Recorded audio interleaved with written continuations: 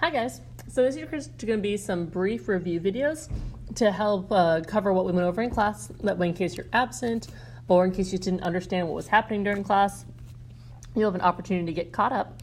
So today we're going to look at long division. So when we're looking at long division for polynomials, we're going to start just by remembering the process and vocab from long division like you learned back in elementary school.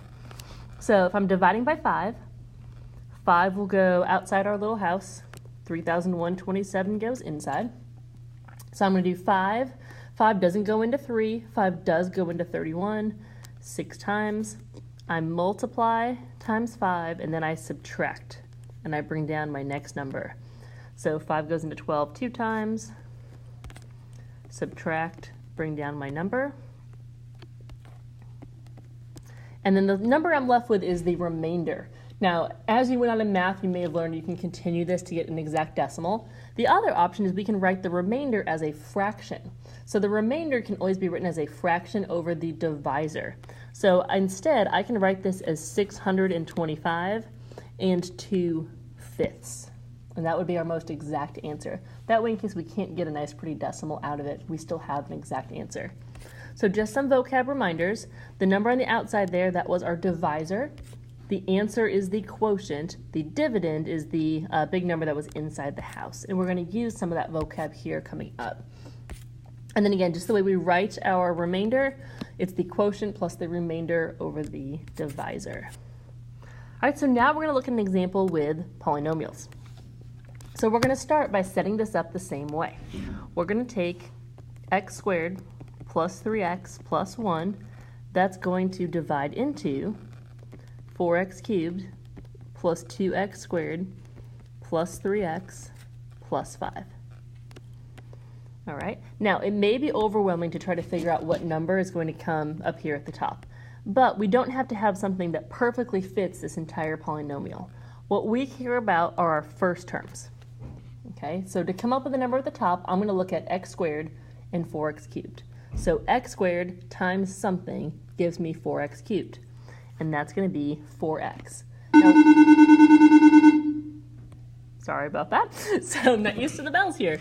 So one thing to figure that, what I like to do with my kids is I like to keep all of our same variables in a line together. I think that just tends to make it a little easier. So because this is 4x, I'm going to write it above my x term. That way I just keep all my terms in line. It's not as important for our values up here, but it's going to be really important when we write our values down here that we keep all of our things in line. Now that I have the number at the top, what I'm going to do is I'm going to take that number and multiply it by everything on the left side. And I need to make sure I line up all my like terms. So 4x times x squared is 4x cubed. 4x times 3x gives me 12x squared. And then 4x times 1 is 4x.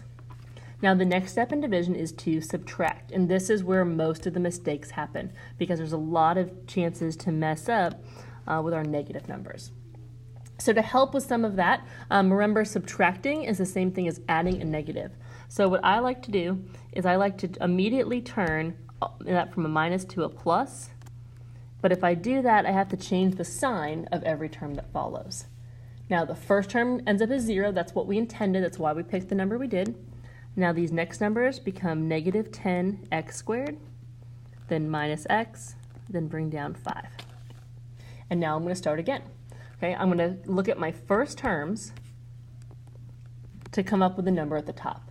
Well, x squared times a negative 10 will give me negative 10x squared. So then I'm going to multiply, and multiply times everything. And then I'm going to subtract. And again, to help with my signs, because I'm subtracting everything, I'm going to change it to plus and then change all of my signs. And then I'm going to add. And that's my remainder. Now just a reminder, we want to write our remainder as a fraction over the divisor. So my final answer here is going to be 4x minus 10 plus my remainder over my divisor. And this is my final answer. Now, if you want to check this value, you can. What you would do is you would multiply your divisor times your quotient, and then you would add in your remainder. So that's one way you could check your answer if you wanted to see if it was correct. All right, so now we're going to try another example. Now, one thing that's really important with these, you don't have to do it, but it can really help out. If you notice when these are in standard form, your exponents go from biggest to smallest. If a term is skipped, for example, this one does not have an x squared term, I think it's really helpful to fill it in. All right, so sidetracked a little bit, sorry. So we filled in a 0x squared because, again, I want my terms to go in descending order because this is what standard form is. Exponents go from biggest to smallest. So now I'm going to set this up. So this is x squared plus 2x minus 5 divided into 6x to the 4th plus 5x cubed plus 0x squared plus 2x plus 8. Okay, so we're going to look at our first terms. Okay, so first term and first term. So x squared times 6x squared gives me 6x to the 4th. Take the 6x squared, multiply it by everything on the left. So 6x squared times is 6x to the 4th plus 12x cubed minus 30x squared. Then I'm going to subtract everything that follows. Okay, and again, I think it's a little bit easier if we change that from minus to plus and change all of our signs. Now I can just add negative 7x cubed plus 30x squared, bring down the 2x. Same process all over again, okay? Look at our first terms. That's going to be a negative 7x. Multiply.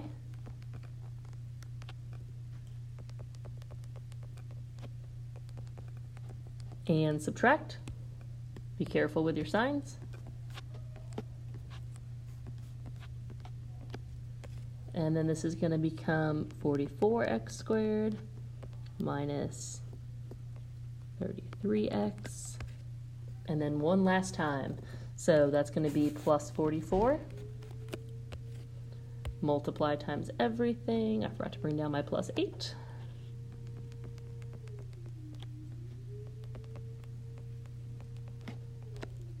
It should be 220.